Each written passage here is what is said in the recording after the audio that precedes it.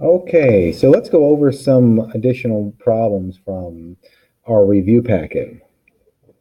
Okay, I'm going to start on day two because we did day one in class. And on day two, our first one is asking us to, it says, Kimberly made a case for some jewelry using the net shown. What is the total surface area in inches of Kimberly's case? For surface area, we are going to find the area of each object or each shape shown. So here we have actually one big long rectangle and then two smaller but equal triangles. So the rectangle is a total of 1, 2, 3 inches wide and then 12 inches in length. So we do 12 times 3, that gives us 36 inches squared. And then our triangle is, to find the area of a triangle, it's base times height divided by 2. Our base is 3, that is 3. Our height is 4.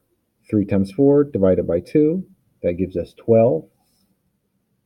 Then we divide 12 by 2, that gives us 6.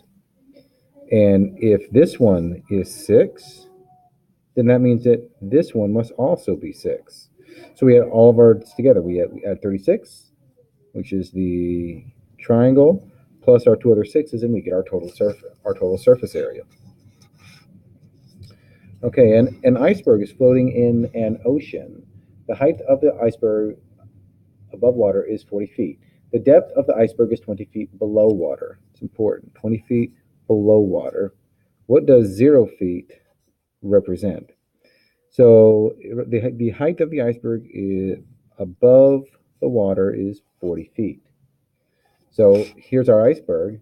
It's 40 feet over water, and from under the water is 120. What does the water level represent? Or 0. So the top of the iceberg, well, that's clearly going to be 40 feet over the water. The bottom of the iceberg, well, the bottom, that's clearly 120. And the middle of the iceberg, maybe, but I don't think so. Let's read option D. D, the point where the iceberg meets the waterline. I think that is definitely the solution. It's the point where the iceberg meets the waterline, because everything is measured from where the waterline is. 40 feet above the waterline, 100 feet below the waterline. So 0 would have to be where the waterline is.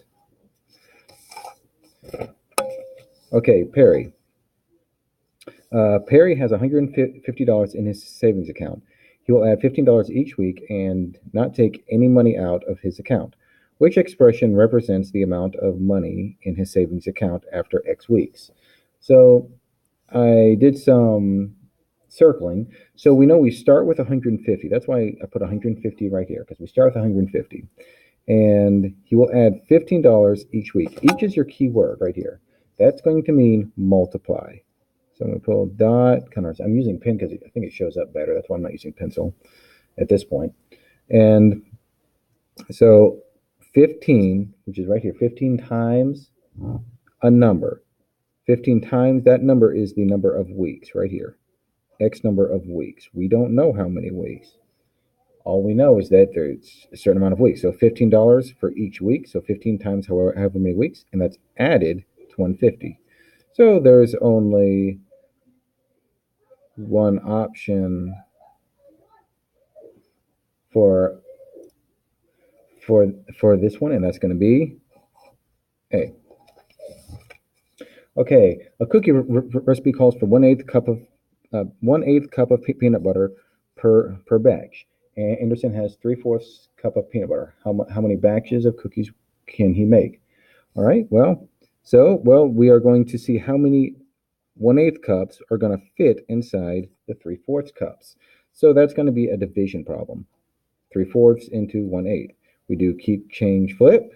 Keep the first fraction, change our sign, and then flip the second fraction. Multiply across, 24 over 4. That is a division problem. That's 24 divided by 4. That equals 6. All right. So that was day 2. Continue on to day 3. Okay, what is the volume of a cube with the side length of 3.5 centimeters? Okay, the nice thing about a cube is that if a cube like a square, all sides are the same. So if this is our cube,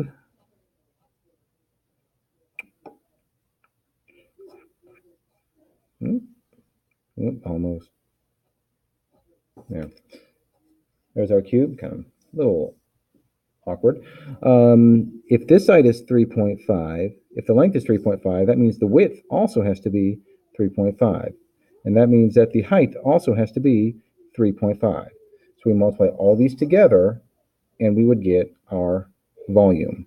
Now to get the surface area of a cube, I don't know what that is. All right, define the surface area of, what is the surface area of the same cube? All right, a cube is like a dice. It has a total of 6 sides. So if it has 6 sides, we need to find the area of just one of those 6 sides. So this is a number cube. It has a total of 6 sides. And they're all the same size. So to find the area of just one of those, just one of the cube sides, we're going to do 3.5 times 3.5. Once we do this, we take our answer, and we're going to multiply that answer by 6 because there are a total of 6 sides. So take that answer and multiply it by 6, and you get your surface area. And we did 3.5 because that is the length and the width of the cube. All right, next one. Esteban has 14 red marbles and 35 green marbles. What is the ratio of red marbles to green marbles? All right, so red marbles and green marbles. There are multiple ways to write a ratio. In this case, we're going to write how many red marbles. Well, there's clearly 14 red marbles to 35 green marbles. So there is your ratio, 14 to 35. We can simplify this for ratio. Both of these numbers are divisible by 7. So we divide both of them by 7. We get 2 to 5. 14 divided by 7 is 2. 35 divided by 7 is 5. Now we can write this 3 different ways. We can write it 2:5, 2:5, and as a fraction. Okay, next one, division. So when you set up your division problems, just remember, bring your arrow up. What number goes here when multiplied gives you 12? Write that right here and then subtract. And then bring down your next number or numbers if you need to. All right. Jamal is wearing, all right, we did this one in class, so I'm not going to spend a lot of time on this one. We write a ratio 4/16 because 4 pounds costs $16, 4/16. We know how much 1 pound costs. Cross multiply and divide and get your answer. Okay, that was day 3. On to day 4. All right, with day 4. Okay, how many half-inch cubes are needed to fill the rectangular prism? Well, we've got a prism. First, we need to find the area of our prism, the volume, excuse me, because if we're going to fill it, we're going to be looking for volume. That's going to be length times width times height. So we are multiplying 2 times 3 5/10 times 2, because this is 3.5. That's where this comes from. This 2 goes right here, and this 2, it comes from the bottom. And we know it's 2 because each of these cubes is a half-inch. So that means if they're half-inch, this is 1 inch, this is 2 inches. So it's a total of 2 inches across. That's why it's 2 and not a half. That's why this number right here is a 2.